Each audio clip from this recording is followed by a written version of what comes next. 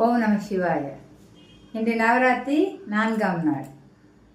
இன்னைக்கு நம்ம அணிய வேண்டிய உடை மஞ்சள் நிறம்.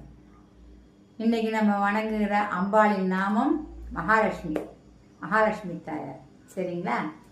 இன்னைக்கு நான் காலையிலேயே எழுந்து எப்பவும் போல பிரசாதம் பண்ணி நைவேத்தியம் பண்ணிட்டு கோவிலுக்கும் போயிட்டு வந்துட்டேன்.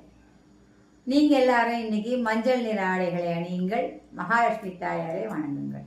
முதல் 3 நாள் துர்காவுக்கு நம்ம எல்லாம் பண்ணினோம், வணங்கினோம். இப்போது மகாலட்சுமி தாயார் இன்றிலிருந்து 3 நாட்கள் மகாலட்சுமி தாயாருக்கு நம்ம பூஜை பண்ண போகிறோம். இன்றைக்கி என்ன பிரசாதம் பண்ணணும்? காத்தால் பருப்பு பாயசம் பண்ணினேன், பயத்தம்பருப்பில். அது ரொம்ப ஸ்வீட்டு, ரொம்ப நல்லாயிருக்கும். அம்பாளுக்காக இன்றைக்கி பருப்பு பாயசம் பண்ணியாச்சு. இப்போது ஈவினிங் இன்றைக்கி என்ன பண்ணலாம் அப்படின்னா, கடலைப்பருப்பு சுண்டல் பண்ணலாம்.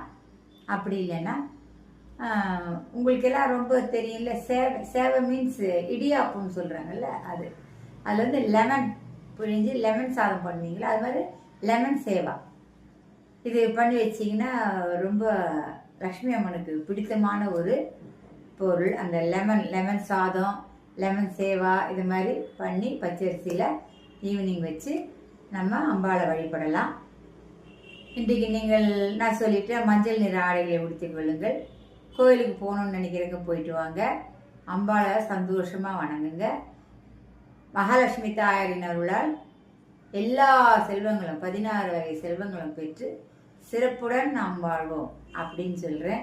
நீங்கள் எல்லாருமே இன்றைக்கி மகாலட்சுமி தாயாரை வணங்குங்க. சரிங்களா? இனி தொடர்ந்து 3 நாட்கள் லக்ஷ்மி அம்மனை தான் நாம் வணங்க போகிறோம். எனக்கு தெரிஞ்சது நான் சொல்கிறேன், நீங்களும் அதே மாதிரி செய்யுங்க. இன்றைக்கி லெமன் ஏதாவது யூஸ் பண்ணி செய்யுங்க. அதாவது லெமன் சாதம், பச்சரிசி சாதத்தில் லெமன் சாதம் பண்ணுங்கள். அப்படி இல்லைன்னா சேவை, அதாவது இடியாப்பத்தை பிழிஞ்சிட்டு லெமன் சேவா பண்ணி வைங்க. இன்றைக்கி அது ரொம்ப சிறப்புடையதாக இருக்கும். வணக்கம்.